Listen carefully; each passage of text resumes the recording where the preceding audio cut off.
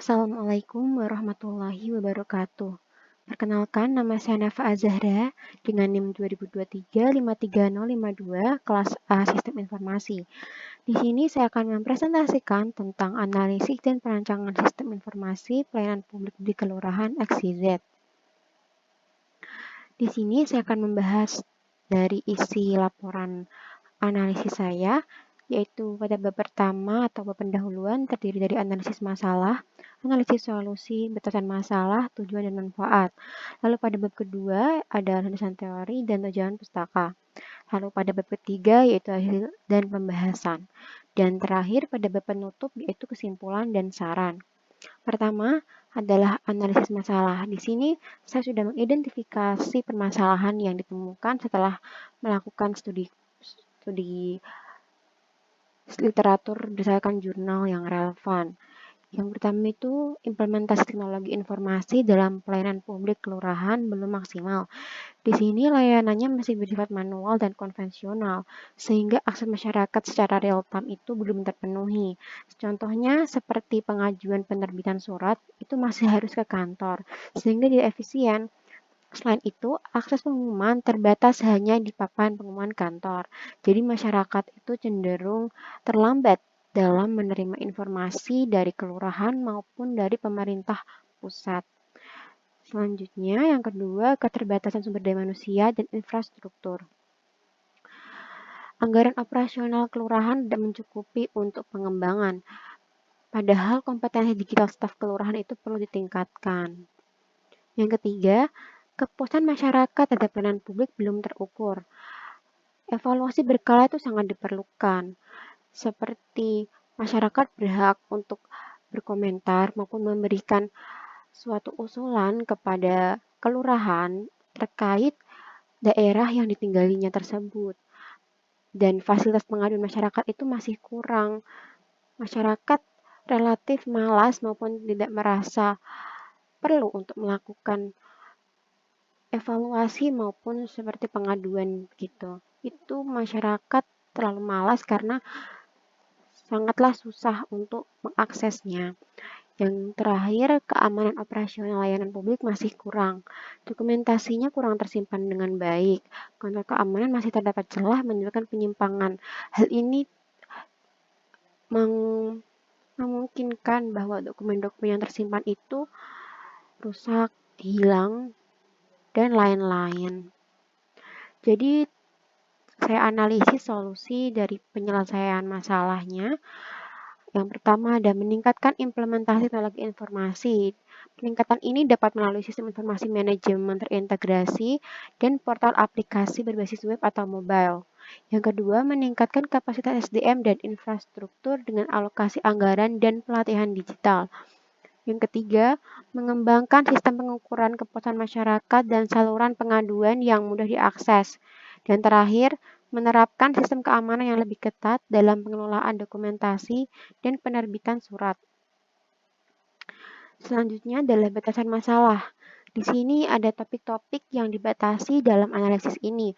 Yang pertama ada objek penelitian. Objeknya itu dibatasi pada sistem informasi pelayanan publik kantor Kelurahan XYZ, Kecamatan Y, Kota Z. Lalu, penelitian ini menggunakan pendekatan System Development Life Cycle atau SDLC dan hanya sampai pada tahap perancangan. Jadi tidak ada dan tidak mencakup implementasi ataupun pengujian. Lalu, analisis dan perancangan sistem informasi fokus pada modul utama dalam proses pelayanan pengaduan masyarakat dan akses informasi. Lalu yang terakhir, periode data yang dianalisis adalah selama 5 tahun terakhir, yaitu tahun 2019 hingga 2024, berdasarkan studi literatur jurnal-jurnal yang relevan.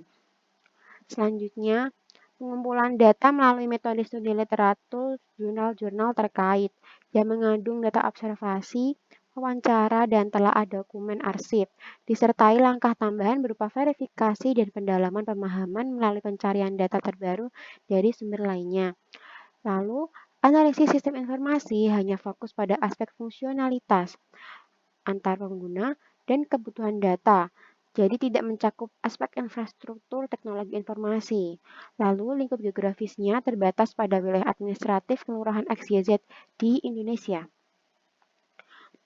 Selanjutnya adalah tujuan dan manfaat. Di sini saya bagi menjadi 3 atau saya pokokkan tujuan dari analisis saya itu ada 3.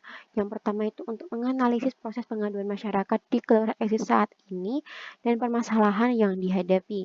Yang kedua adalah merancang fitur-fitur yang perlu dikembangkan dalam sistem informasi pelayanan publik di kelurahan XYZ untuk memudahkan proses pengaduan masyarakat dan distribusi berita terkini.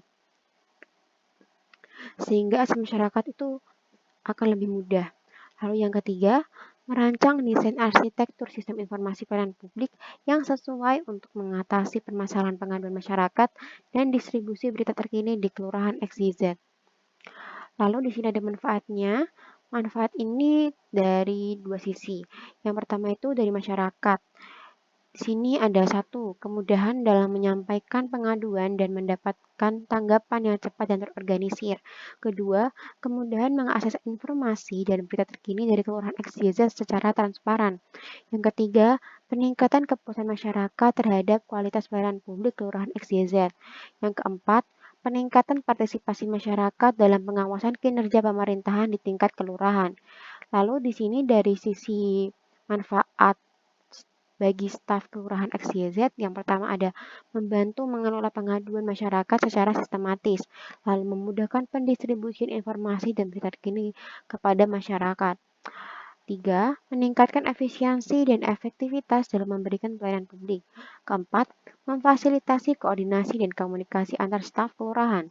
Kelima, mendukung lurah dalam pengambilan keputusan berdasarkan data dan informasi yang akurat. Lalu di sini ada landasan teori dari analisis saya. Yang pertama itu ada sistem informasi yang menjelaskan komponen sistem informasi yang terdiri dari input, proses, output, kontrol, dan penyimpanan data oleh O'Brien dan Marcus tahun 2011. Lalu definisi analisis sistem yang menjelaskan tahapan System Development Life Cycle atau SDLC untuk mengembangkan sistem informasi oleh Kendall dan Kendall tahun 2011. Yang ketiga, perancangan sistem menjelaskan spesifikasi teknis dan solusi berbasis komputer untuk memenuhi persyaratan bisnis oleh Witten dan Bentley tahun 2007. Lalu flow dokumen yang menjelaskan alur dokumen sistem secara manual menggunakan simbol-simbol standar oleh Kusuma tahun 2015. Lalu ada data flow diagram yang menjelaskan aliran data masukan atau keluaran sistem menggunakan simbol yang didefinisikan. Definisi ini oleh Jogianto tahun 2005. Selanjutnya adalah hierarki input proses output atau HIPO digunakan untuk mendokumentasikan proses bisnis berdasarkan tingkatan hierarki oleh Jogianto tahun 2005. Lalu pelayanan publik adalah layanan yang diberikan pemerintah kepada masyarakat untuk memenuhi kebutuhan dan meningkatkan kesejahteraan oleh Sinambela tahun 2019.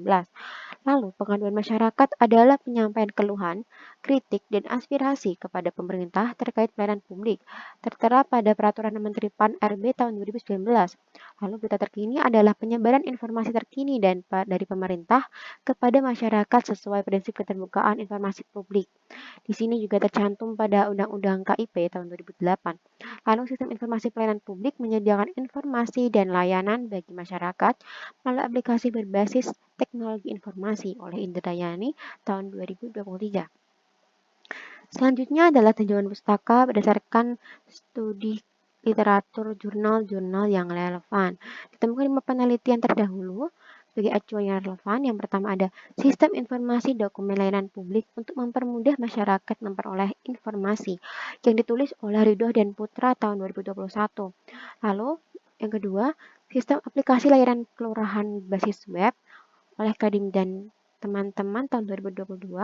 Lalu sistem informasi pelayanan publik pada RW untuk pelaporan warga ditulis oleh Meliana dan Fajria tahun 2019. Lalu sistem informasi manajemen pelayanan publik untuk pembuatan surat online oleh Nurkolis dan teman-teman tahun 2021. Dan yang terakhir, implementasi digital leadership dalam pelayanan publik oleh Cahyarini tahun 2021. Penelitian ini tersebut menggunakan metode waterfall, prototyping, dan extreme programming. Hasilnya berupa sistem yang mendukung pelayanan publik secara online dan meningkatkan kinerja pemerintah. Namun, masih terdapat kekurangan evaluasi dan pemeliharaan sistem yang harus disempurnakan. Di sini ada hasil pembahasan. Pertama, saya akan menjelaskan tentang data dan informasi yang diperlukan ataupun yang didapatkan dari sistem informasi ini. Data yang diperlukan itu adalah nama, NIK, tempat tanggal lahir, jenis kelamin, alamat, email atau nomor ponsel pengguna, dan username khusus admin, serta password khusus admin. Di sini informasi dan pelayanan yang dapat didapatkan dengan pemenuhan data-data ini adalah yang pertama, pengelolaan pengaduan dari masyarakat, termasuk melacak progres penanganannya, lalu mendistribusikan informasi terkini kepada masyarakat sesuai domisili. Lalu ketiga, memberikan saluran komunikasi dua arah antar pemerintah kelurahan dan masyarakat. Yang terakhir, analisis pola pengaduan untuk peningkatan kualitas layanan publik. Jadi, dengan adanya informasi ini diharapkan pelayanan publik dapat meningkat atau lebih membaik begitu. Lalu di sini ada penjelasan tentang hasil top of dokumennya. Di sini ada narasinya dan proses dimulai dari masyarakat atau pengadu dan entitas lainnya. Oh ya, di entitas ini adalah orang-orang atau subjek yang berperan pada sistem pelayanan publik di kelurahan eksisten yang sedang berjalan, yaitu ada masyarakat, petugas penerima pengaduan, sekretaris kelurahan, lurah, dan tim pengelola pengaduan. Proses dimulai dari masyarakat atau pengadu yang datang ke sekretariat pengaduan di kantor kelurahan dengan membawa fotokopi KTP atau SIM dan dokumen bukti pengaduan. Di sini terlihat lalu petugas penerima pengaduan melakukan verifikasi identitas dan bukti pengaduan ini. Apabila sudah lengkap, maka petugas memberikan formulir pengaduan kepada masyarakat. Apabila tidak, maka akan mengulanginya lagi untuk memperbaikinya. Lalu di sini masyarakat mengisi formulir pengaduannya. Apabila sudah diisi, maka dikembalikan ke petugas penerima pengaduan. Yang selanjutnya, petugas penerima pengaduan ini menyertakan bukti pengaduan dan fotokopi KTP SIM serta formulirnya untuk diberikan kepada sekretaris kelurahan. Lalu sekretaris kelurahan membuat laporan pengaduan berdasarkan data-data ini dan kemudian fotokopi KTP dan SIM atau SIM dan formulir pengaduan diarsip sementara. Lalu bukti pengaduan dan laporan pengaduan yang telah dibuat ini diberikan kepada lurah.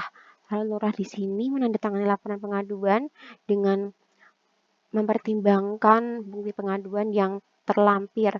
Lalu setelah ditandatangani, maka laporan tersebut dan bukti ini dibawa ke tim pengelola pengaduan untuk didiskusikan.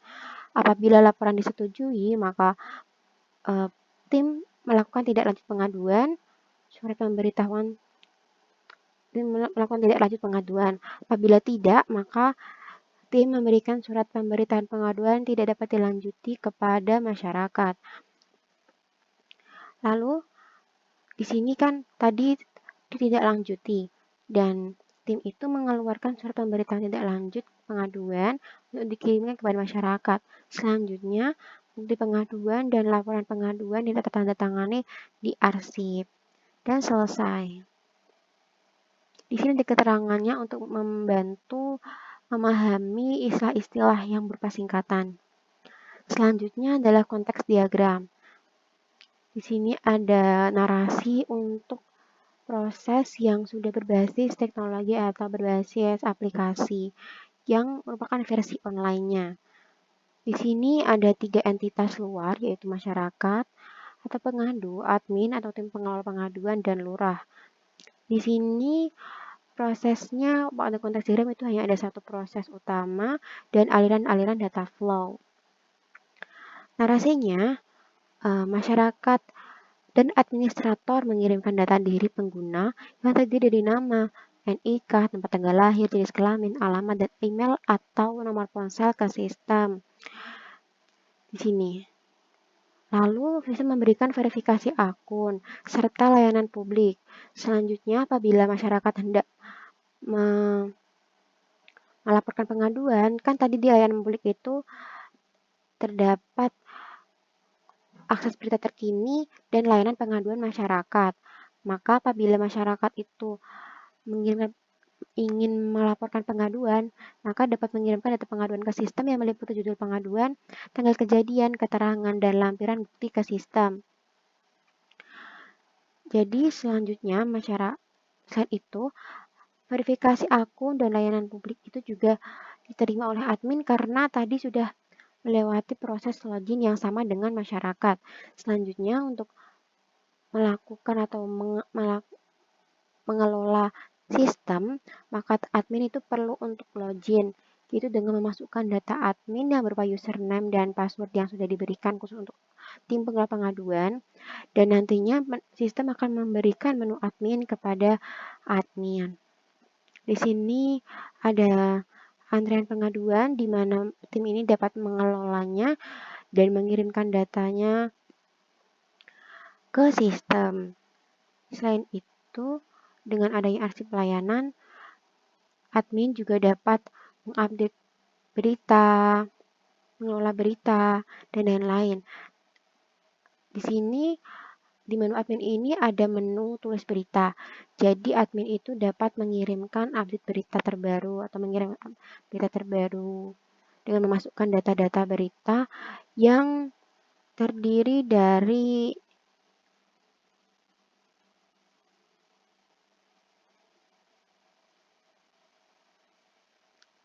data-data. Nah, selanjutnya kelola berita itu bisa menghapus, menunda maupun mengedit dan nantinya akan dikirimkan ke sistem. Di sini arsip layanan itu meliputi arsip pengaduan dan berita ke admin. Lalu, setelah pengaduan ditindaklanjuti, maka admin akan memerintahkan progres penanganan berupa hasil kelola pengaduan ke sistem. Hasil ini tuh diperoleh dari adanya diskusi antar tim yang saling terintegrasi. Lalu, sistem memberikan hasil lanjut pengaduan berupa status pengaduan ke masyarakat. Dan di sini sistem melakukan konversi data pengaduan. Terlihat pada sistem menuju ke admin itu memberikan laporan pengaduan.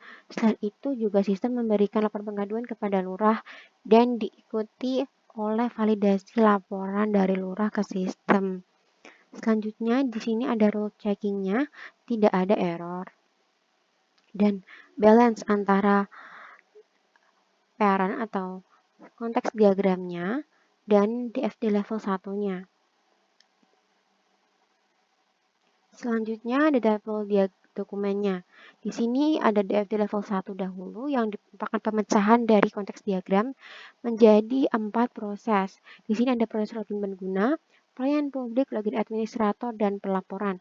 Di sini aliran datanya berjumlah sama. Aliran data dari sistem ke entitas itu berjumlah sama dengan yang ada pada konteks diagram. Dan bedanya adalah adanya tambahan data store. Di sini karena ada login, maka profil pengguna disimpan di dalam data store untuk akhirnya nanti diverifikasi maupun diproses pada proses pelayanan publik. Lalu dengan adanya serangkaian kegiatan atau output input dari admin maupun masyarakat, maka ada database berita dan pengaduan. Di sini yang di sini nanti database ini akan ditampilkan dalam bentuk layanan oleh sistem. Lalu tadi kan syarat untuk mengelola sistem informasi admin perlu login. Jadi di sini nanti setelah login profil admin itu tersimpan pada database dan nantinya akan digunakan untuk melakukan pelayanan ini atau menginput ataupun menerima output dari sistem. Selanjutnya ada proses pelaporan. Di sini proses pelaporan ini membutuhkan data dari database pengaduan untuk dikonversi datanya. Di sini laporan tersimpan pada database ini untuk dikirimkan kembali ke admin dan juga lurah. Di sini lurah memberikan validasi laporan. Di sini runcaknya tidak ada error dan balance antara anaknya dan di level 1 ini. Di sini yang diberikan subproses hanya pada proses pelaporan, pelayanan publik, dan login pengguna. Pada proses login administrator tidak diberikan subproses. Di sini tidak ada error. Lalu di level 2 proses 1, di sini kan level 1 berarti login pengguna. Di sini ada 4 subproses meliputi login, registrasi, bagi yang belum memiliki akun, lalu verifikasi setelah melakukan login atau registrasi, dan terakhir ada perbaikan data apabila profil pengguna tersebut ada yang salah atau hendak diperbaiki. Di sini entitasnya ada 2. Di sini tidak ada role check error dan balance-nya sudah aman, tidak ada error. Selanjutnya, level 2 proses 2, di sini proses pelayanan publik dipecah menjadi 3 subproses. Di sini ada pelayanan, proses pengaduan, dan distribusi berita. Pelayanan ini adalah tampilan atau semua akses layanan yang dapat ditampilkan untuk dinikmati oleh masyarakat atau admin, yaitu meliputi layanan publik yang sama-sama diberikan oleh sistem kepada masyarakat maupun admin. Lalu, database pengguna itu bermanfaat untuk pelayanan dan proses pengaduan serta distribusi berita. Untuk proses distribusi dan proses pengaduan itu oleh admin karena di sini admin berperan penting. Lalu, proses pengaduan juga memerlukan proses pengguna karena masyarakat menginputkan data pengguna di sini. Lalu pengaduan tersimpan di database dan berita tersimpan di database akhirnya nanti akan ditampilkan dalam bentuk pelayanan publik dan pengaduan hasilnya dikirim dalam bentuk status pengaduan. Selanjutnya di sini role check-nya tidak ada error dan balance antara proses-prosesnya. Di sini ada level 2 proses 4. Sini entitas yang berperan ada 2, yaitu lurah dan tim admin tim pengelola pengaduan. Di sini kan tadi database pengaduan mengirimkan datanya kepada si proses konversi. Di sini terjadi konversi data dari data pengaduan menjadi laporan yang nantinya dikirim untuk divalidasi. Di sini dikirim untuk lurah dan admin. Lalu lurah memvalidasi laporannya dan selesai. Selanjutnya role check-nya itu tidak error dan balance. Lalu sini ada hierarki input proses output atau HIPO yang berdasarkan DFD tadi. Di sini proses utamanya yaitu sistem informasi pelayanan publik keluaran XYZ. Lalu memiliki 4 proses yaitu login pengguna, pelayanan publik, login administrator, dan pelaporan. Di sini login pengguna memiliki 4 subproses yaitu login, registrasi, verifikasi, dan perbaikan data pengguna. Lalu pada proses kedua memiliki 3 subproses yaitu pelayanan, proses pengaduan, dan distribusi berita. Pada proses ketiga tidak ada subprosesnya.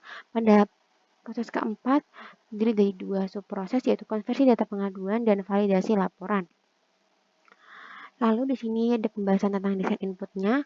Pertama adalah halaman awal, halaman utama yang menunjukkan ucapan selamat datang kepada pengguna dan petunjuk untuk masuk ke layanan dengan login untuk memasukkan data-data yang telah didaftarkan.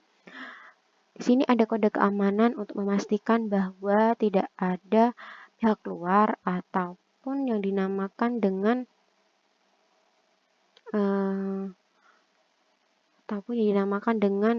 robot. Jadi ini pembuktian bahwa yang menggunakan benar-benar manusia. Lalu login atau bantuan daftar apabila tidak memiliki akun, belum memiliki akun. Di sini ada bantuan reset password apabila diklik lupa password, maka akan memasukkan email untuk dikirimkan link reset password. Lalu di sini bisa mengedit passwordnya. Lalu di sini ada registrasi akun. Di sini masukkan nama, tempat dan lain-lain yang merupakan data diri pengguna. Lalu nantinya akan diperintahkan untuk mengisi rancangan kata sandi yang nantinya digunakan untuk login. Di sini juga ada saya bukan robot dan simpan. Dengan menyimpan maka akan muncul verifikasi akun. Di sini memasukkan email dan nantinya akan dikirimkan data kode verifikasi untuk login. Di sini juga masukkan kata sandi. Apabila masyarakat mengklik syarat ketentuan, maka akan ditampilkan syarat ketentuan nantinya. Lalu dengan daftar, maka di sini sistem menampilkan bahwa akun telah dibuat dan ditunjukkan untuk menuju ke beranda untuk ditampilkan beranda pengguna, itu dari profil dan aplikasi, keluar dari akun, berita terbaru, maupun baca berita lainnya. Di sini ada daftar semua berita yang telah diunggah oleh admin dan menu laporkan pengaduan untuk mengirimkan data pengaduan dan cek status pengaduan yang telah dikirim. Lalu di sini ada menu administrator dan pusat bantuan untuk pengguna yang memerlukan bantuan pada menggunakan aplikasi. Di sini apabila membuka menu profil, nanti di sana ada bantuan untuk mengedit profil, maka di sini sistem meminta untuk pengguna menginputkan email untuk dikirimkan link link edit profil dan nantinya memasukkan nama lengkap dan lain-lain untuk disubmit. Di sini, maaf, ini link edit profil. Lalu yang di sini ada pengaduan masyarakat yang nantinya akan ditampilkan apabila masyarakat atau pengguna memilih menu laporkan pengaduan. Di sini data-datanya harus diisi, bisa disimpan lalu diedit kembali ataupun langsung dikirim. Di sini ada pusat bantuan yang bisa diklik apabila mendapatkan kesusahan di sini. Lalu untuk administrator, tadi kan ada menu administrator. Nah, itu nantinya akan terbuka pada halaman ini di mana admin dapat memasukkan username, password, dan validasi kode keamanan ini. Lalu login untuk ditampilkan menu beranda seperti ini atau menu administrator. Di sini ada pusat bantuan, logout, tulisan unggah berita, arsip pengaduan masyarakat, antrean pengaduan masyarakat yang masuk untuk dikelola, dan kelola pengelola berita. Di sini untuk tulis berita akan ditampilkan tampilan untuk menginputkan data-data berita seperti pada laporan pengaduan. Di sini ada edit, simpan, dan unggah. Lalu di sini ada kelola pengaduan. Apabila ini tadi salah satunya diklik, nanti akan muncul halaman seperti ini untuk diedit fasilitas maupun ini untuk namanya pengkategorian dan nantinya akan terekam oleh sistem dan ini status pengaduan yang dicentang dan otomatis akan disinkronisasikan oleh sistem yang nantinya akan ditampilkan pada menu cek status pengaduan. Di sini ada cetak laporan dan backup untuk nanti admin dapat mengelolanya. Di sini ada halaman edit berita, apabila ini diklik nanti akan tampil halaman ini. Ini dapat diedit dengan klik edit, lalu diedit di sini, menyimpan dan diunggah. Di sini ada desain outputnya. Yang pertama adalah syarat ketentuan. Sebelumnya kan ada bantuan syarat dan ketentuan penggunaan aplikasi pada halaman verifikasi ini kan. Nah, nantinya akan muncul tampilan di syarat dan ketentuan ini. Nah, lalu ada profil pengguna yang menampilkan data-data diri yang telah didaftarkan. Lalu ada bantuan ini tadi. Dan ini adalah isi dari tentang aplikasi layanan publik yang berisi penjelasan tentang aplikasinya. Lalu pusat bantuan yang dapat dipilih atau dilihat oleh pengguna apabila mendapatkan kesulitan. Di sini itu ada nomor kontak maupun email dari admin ini yang nantinya apabila masyarakat atau pengguna memiliki pertanyaan dan diajukan ke kontak-kontak ini akan diupdate pada FAQ ini untuk dapat membantu pengguna lainnya. Di sini ada kebijakan privasi. Apabila masyarakat mengklik keamanan dan kebijakan privasi ini ataupun mengklik ini, maka akan muncul halaman ini yang menjelaskan kebijakan aplikasi ini. Lalu di sini ada tampilan semua berita-berita yang telah diinputkan oleh staf administrasi Kelurahan XYZ. Lalu di sini adalah tampilan berita yang telah diunggah sehingga masyarakat dapat mengaksesnya dengan mudah dari mengklik judul-judul berita maupun pada halaman beranda. Lalu di sini ada tampilan cek status pengaduan masyarakat Kelurahan XYZ. Di sini tuh ada pengaduan pertama yang telah diunggah. Ini ada progres dari penanganan yang akhirnya ditindaklanjuti. Kalau yang kedua ini tidak disetujui, jadinya tidak ditindaklanjuti. Ini adalah suatu prosedur yang dilakukan oleh tim dan otomatis tersinkronisasi dan terlaporkan kepada pengguna. Di sini ada arsip pengaduan, ditampilkan semua arsip pengaduan untuk nantinya dilihat ataupun dikelola oleh admin. Nantinya akan muncul tampilan seperti desain input ini. Namun sudah terkategori dan sudah tercentang-centang ininya. Nantinya dapat dicetak laporan dengan outputnya berupa petinju laporan ini. Nah, di sini dapat diunduh yang nantinya akan dalam bentuk cetakan, yaitu seperti ini. Ini adalah laporan formal yang merupakan hasil dari konversi data pengaduan menjadi laporan. Ini adalah lampiran pengaduan yang disertakan oleh pengirim untuk pengadu. Dan kesimpulan dan saran. Pada penutup ini kesimpulannya, sistem informasi pelayanan publik yang dirancang dapat mempermudah proses pengaduan masyarakat melalui fasilitas pengaduan online yang mudah diakses, meningkatkan responsivitas pemerintah, khususnya pemerintah kelurahan. Lalu, kedua, memfasilitasi pemerintah kelurahan dalam menyampaikan informasi penting kepada masyarakat secara luas dan transparan. Lalu meningkatkan kinerja pelayanan publik dan mengurangi beban kinerja petugas melalui digitalisasi pengelolaan pengaduan dan pemberitaan. Lalu yang keempat, memudahkan koordinasi antar bagian terkait dan meningkatkan kualitas layanan melalui pertukaran informasi real time. Dan di sini ada saran-sarannya, sistem informasi melayanan publik perlu terus diperbaiki dan dikembangkan berdasarkan evaluasi kebutuhan pengguna. Dukungan SDM dan infrastruktur TI yang memadai diperlukan untuk pengelolaan dan pemeliharaan sistem optimal. Kebijakan yang tepat dan sosialisasi serta pelatihan rutin dibutuhkan untuk memaksimalkan penggunaan sistem dalam mendukung pelayanan publik. Perluasan sistem ke tingkat kecamatan atau kota serta pengukuran kinerja dan kepuasan pengguna secara berkala dapat meningkatkan kualitas pelayanan. Di sini ada kurikulum vitae saya yang meliputi kontak, lokasi, nama, foto, profil saya, pendidikan saya, organisasi, dan kompetensi yang saya miliki. Di sini untuk desainnya saya menggunakan Just in Mind. Terima kasih. Mohon maaf apabila ada kesalahan. Wassalamualaikum warahmatullahi wabarakatuh.